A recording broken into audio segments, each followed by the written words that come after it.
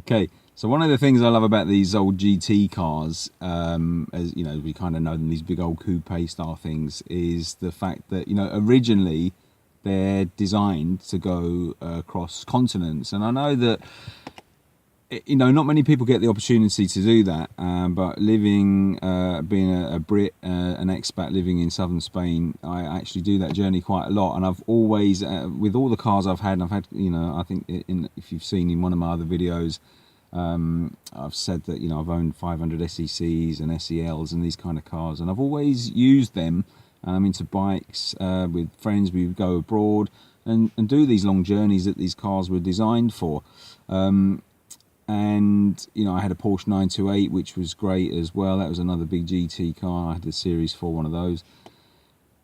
You know, part of the fun and the expense that these cars are when they're new, you can kind of see where that money's gone into the research and design and the development of them. Because when you do have, you know, when you've got 500 or 600 miles to drive, and you can do that in one go because the car is so comfortable and quiet and kind of absorbs all the road noise and all those kind of things, it actually makes those kind of journeys an adventure. And you know, you could weigh that up and say, well, look, I could buy a brand new Ford whatever model, I don't know what, £10,000, £15,000, and have a very nice, very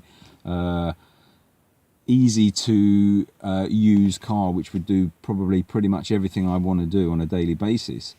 But when you want to have something which is just a bit more fun, a bit more adventurous, and you think, you know, for a third of that price or less, you can have this kind of car, which I know is a bit older and you will have to spend a bit of money on running costs. But you get the opportunity to sort of, you know, you could spend £1,000 on fuel over a couple of years if it made the difference in the buying of the cars. And, you know, have some fun doing those kind of journeys through France and going to see the Route Napoleon, or go down to the south of France or through Italy, and kind of mimic these epic journeys that these car magazines would do on a big test run.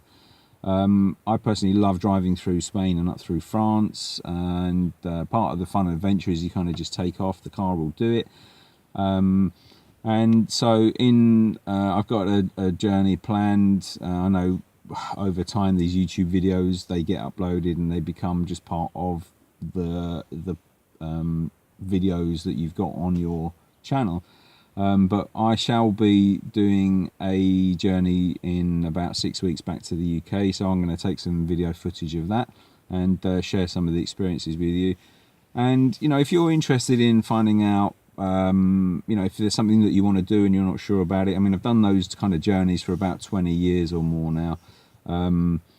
And you know, if you want to know about MPGs or places to stop, or what it's actually like to just kind of take off and go on that kind of journey, please drop me a comment below, and you know, I'll be happy to share that with you. And I'll try and look at some of those real world things when I sort of do these journeys, and try and remember to make a note of that.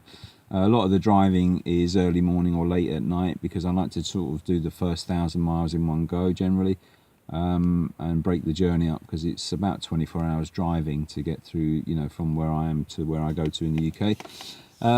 So anything like that you want to know about, please let me know. And day-to-day running costs of the car, you know, I think my local journeys, I'm doing about 18-19 to the gallon on a run. I get up to about 28 if I'm not too heavy footed on acceleration, or if, you know, it's a good journey to cruise on. So, you know, it's not terrible. That's better than I had out of my 500s, which the SECs and SEL were around about 25, and I think I got about 25 out of my 928. So, you know, it's bearable. It's not a diesel. It's not going to give me 44. I quite like the sound of the petrol V8, and so, you know, there's compromises in everything you do. So I'll try and share some stuff with you. But like I said, if you've got any comments, you know, or questions, put them in the comments bit below. And please subscribe if you haven't already, and tag along with me for the journeys, and, you know, just some fun owning a kind of semi-classic old Merc. Okay, cheers for watching. I'll catch you on the next video. All the best.